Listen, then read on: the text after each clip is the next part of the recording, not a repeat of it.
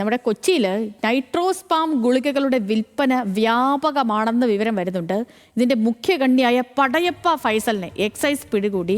ഹോസ്റ്റലുകൾ കേന്ദ്രീകരിച്ചാണ് പ്രധാനമായി ഇയാൾ ഗുളികകൾ വിൽപ്പന നടത്താറുള്ളത്. മാരക രോഗമുള്ളവർക്ക് വേദന സംഹാരിയായി നൽകുന്ന ഗുളികകളാണ് പരിശോധനയിൽ പിടിച്ചെടുത്തത്. സഹിൻ ആന്റണി വാർത്തയുടെ വിവരങ്ങളുമായിട്ടുണ്ട്. സഹിനെ, എങ്ങനെയായിരുന്നു പോലീസ് ഈ എക്സൈസിന്റെ ഈ ഓപ്പറേഷൻ എങ്ങനെയായിരുന്നു? ഈ പടയപ്പയുടെ പശ്ചാത്തലം എന്താണ്?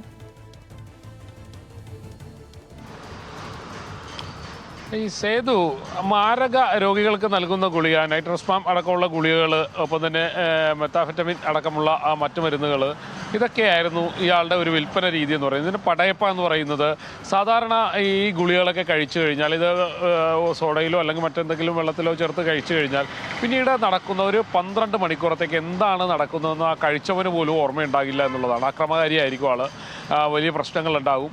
അതുകൊണ്ടാണ് ഇതിന് പടയപ്പ എന്ന് പറയുന്ന പേരിൽ ഈ ഗുളികയെ വിളിക്കുന്നത്.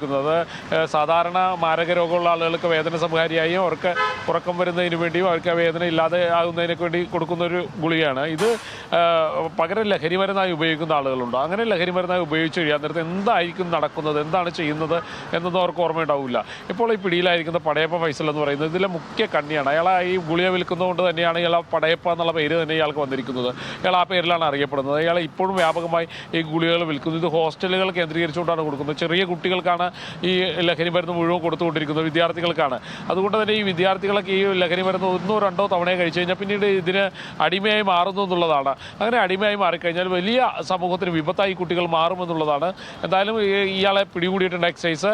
ഇയാളുടെ സംഘത്തെ കേന്ദ്രീകരിച്ചുകൊണ്ടുള്ള അന്വേഷണവും ശക്തമായി മുന്നോട്ട് പോകുന്നുണ്ട്. സേതു, ശരി, ഓക്കെ. സഹിൻ ആന്റണിയാണ് വിവരങ്ങൾ നൽകിയത് കൊച്ചിയിൽ നിന്ന്.